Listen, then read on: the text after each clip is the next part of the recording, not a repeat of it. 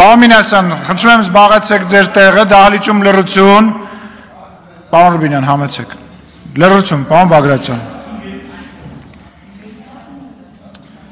Հարգելի գործընկերներ, այսօր երբ հայտարարվեց, որ հեծի ազգայնացման գործընթացով պիտի առաջ շարժվենք, ճիշտն ասած, մտքումս հետևյալ միտքը հայտնվեց, կարող է մեր ընդդիմադիր գործընկերները օրինակ ասեն, որ հեծը ազգային արժեք է եւ թուրք-ադրբեջանական տանդեմի դրդմամբ է իշխանությունը պատրաստվում պղծել այս ազգային արժեքը, բայց մտքումս դա որպես աբսուրդ էր հնչում, բայց երբ որ դա մտածեցի, դրանից 3 րոպե հետո մոտարապես կարդացի Հայաստանի ժուրնալիստների միության նախագահ, իդեպ ժուրնալիստների միությունը եւս մեկ սրբություն է, նախագահ Սաթիկ Սերյանյանի մի գրառում, գրել է ինչ վերաբերում է հեծին, տարիներ շարունակ այդ կենտրոնները, այդ թվում եւ թուրքական եւ արևմտյան կոնկրետ աշխատում են դրա դեմ, այն պահից, երբ այն ձեռք բերեց Սամվել Կարապետյանը հայ գործարարը։ Ուստեղ պարոն Մինասյան, որ դուք ասում եք մենք պետք է միավորվենք ազգային արժեքների շուրջ։ Ախր խնդիրը հետևյալն է։ Մեր համար ազգային արժեքները իրական են, դա մեր պետականությունն է, մեր լեզուն է, մեր ազգային առանձնահատկություններն են, մեր ազգային շահերն են եւ այսպես շարունակ։ Ձեր համար, ձեր նկատի անձամբ ձեր քաղաքական հոսանքի համար ազգային արժեքը ձեր թիմակիցների գողոնն է, ձեր թիմակիցների զավթած կառույցներն են ու ամեն ինչ որ դուք անում եք, անունը դնում եք ազգային արժեք ու մի հատ մարդ հարցա բացացնում, լավ, այս կառույցում ամեն ինչ նորմալ, ասում եք, բան, ձերքները հեռու մեր սրբություններից։ Ո՞րն է ազգային արժեք, հարցնում եմ, հիմա եթե հայ առաքելական եկեղեցին անառարկելիորեն ազգային արժեք է։ Մեր համար նորմալ է, որ մեր ազգային արժեքի գլուխը ըստ այդ ազգային արժեքի կանոնադրությամբ պիտի լինի կուսակրոն, բայց ինքը կուսակրոն չի։ Սա նորմալ է։ Այսինքն ինչի շուրջ պետք է մենք միավորվենք, որ ազգային Նիվարկյան, կեղծիքը հայկական ազգային արժեք, հա? Ոչ, կեղծիքը հայկական ազգային արժեք չի։ Մենք չենք կարող միավորվել կեղծիքի շուրջ։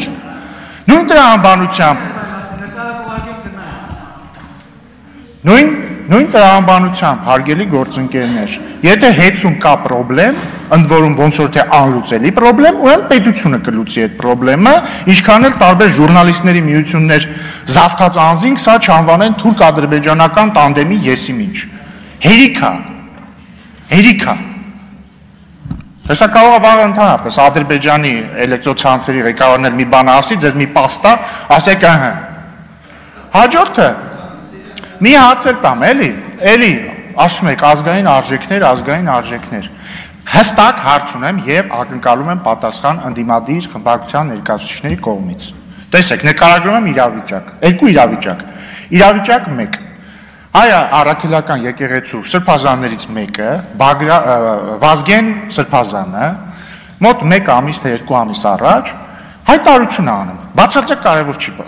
հայտարարության բովանդակությունը։ Ինչ որ հայտարարություն է անում։ Դրանից հետո մայրաթոռը պաշտոնապես հայտարարությամբ է հանդես գալիս եւ ասում է, որ Վազգեն սրբազանի ասածները մենք չենք կիսում, դա իր ասածն է, դա մեր պաշտոնական դիրքորոշումը չի։ Իրավիճակ համար 2. Մեկ այլ սրբազան, Միքայել arczepiskopos Աջապահյանը հայտարարում է, որ պատերազմի ժամանակ, 44-օրյա պատերազմի ժամանակ, ինքը Ռոբերտ Քոչարյանն ասել է. լավ, այսքան տարի բան դու կարող Սերժ Սարգսյանն էլ ասել, լավ չեմ հիշում։ Այսքան տարի դու նախագահ ես եղել, մի երկու հատ քեզ բան հավատարիմ գեներալ չունես, ռազմական հեղաշրջում անեք։ Հետագայում պարզվեց, որ ուներ մի երկու հատ հավատարիմ գեներալ, մեկը ՀՅԴ բանը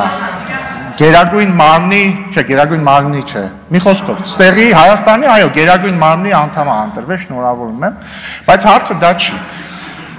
Սրբազանը, եթե այդպես չի ընտրվել, եթե չի ընտրվել, ներողություն, սխալ ինֆորմացիա է ուրեմն։ Հա, չէ, ուրեմն ընտրվել է, լավ, ես շարունակեմ։ Բայց ինչևէ, տեղի չի ունեցել ռազմական հեղաշրջում, բայց հարց հետևյալն է։ Դրանից հետո, այսինքն բանա չէ, հայ առաքելական եկեղեցու գործող arczepiskopos-ը ասում է, ես կոչ եմ անում ռազմական հեղաշրջում իրականացնել։ Դրանից հետո Մայր Աթոռը պաշտոնական հայտարարությամբ հանդես չի գալիս, չի ասում, որ չի կիսում Միքայել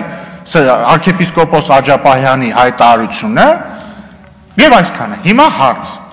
այսքանից կարելի է արդյոք եզրակացնել, որ հայ առաքելական եկեղեցու ղեկավարությունը կիսում է Միքայել arczepiskopos Աջապահյանի կարծիքն առ այն, որ Հայաստանին պետք է ռազմական հեղաշրջում։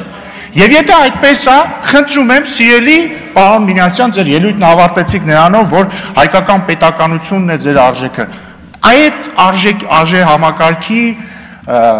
տեսանկյունից խնդրում եմ ասել, սա նորմալ է, թե նորմալ չի։ Սա նորմալ է, թե նորմալ չի։ Ստեղ կարող է այլ հարց առաջանա։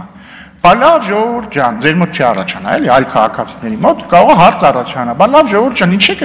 ընկել այդ կուսակրոնության հետևից։ Սրանք շատ ավելի կարևոր թեմաներ են։ Այո, իհարկե սրանք շատ ավելի կարևոր թեմաներ են, բայց ուղիղ կապ կա կեղծիքի ու ռազմական հեղաշրջում ուզելու միջև, հասկանում եք, որովհետև երբ որ քո արժե համակարգը հիմնված է կեղծիքի վրա, երբ որ դու կեղծիքի վրա ես հիմնված, երբ որ դու քեզ ասում ես բան, դու ակնկալում ես, որ քեզ պետք է ասեն վեհապար, բայց դու ինքդ կուսակրոնության ուխտը խախտել ես, կամ երբ որ դու քեզ ակնկալում ես, որ մարդիկ քեզ պետք է գան ասեն Աստված օգնական սրբազան հայր, իմանալով, որ քեզ Աստծո օգնությունը պետք չի, որովհետև այն բանը, ինչի համար քեզ պետք է Աստծո օգնություն լիներ, կուսակրոն լինել ջու չես պահել,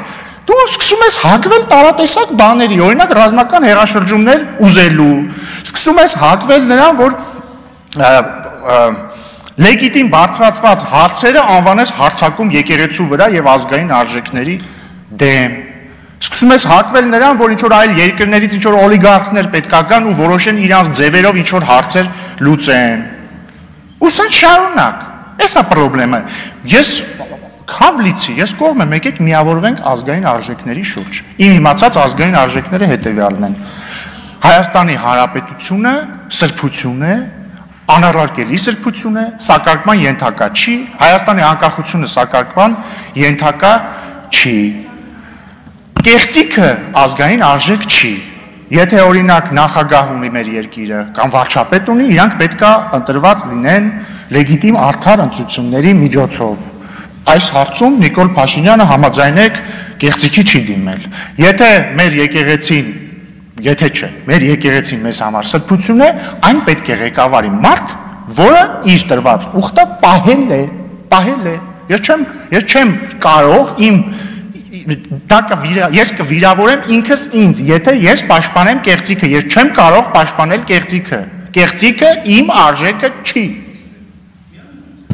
Միանում եք, դե խնդրում եմ ուրեմն ֆրակցիայի անունից ելույթ խնդրեք եւ դատապարտեք Միքայել arczepiskopos Աջապահյանի հայտարարությունը Հայաստանում ռազմական հեղաշրջում իրականացնելու վերաբերյալ եւ պահանջեք, որ հայ առաքելական եկեղեցու ղեկավարությունը հայտարարությամբ հանդես գա, դատապարտի դա, նաեւ պահանջեք, որպեսզի հայ առաքելական եկեղեցու գլուխը հանդիսացող Կտիժ Ներշցիսյանը, դուք կարող եք նրան դիմել վեհապար, հստակ պատասխանի ինքը կուսակրոնության ուխտը խախտելա, թե ոչ, թող հեքիաթներ չպատմեն, թե դա լավ հարց չի, ճիշտ հարց չի եւ այսպես շարունակ, թող ասեն այո կամ ոչ, եւ եթե ասի այո, ինքը պիտի կարգալույս լինի, այսքան շատ պարզ գործընթաց։ Շնորհակալություն։ Շնորհակալություն, ընդմիջում 1 ժամ։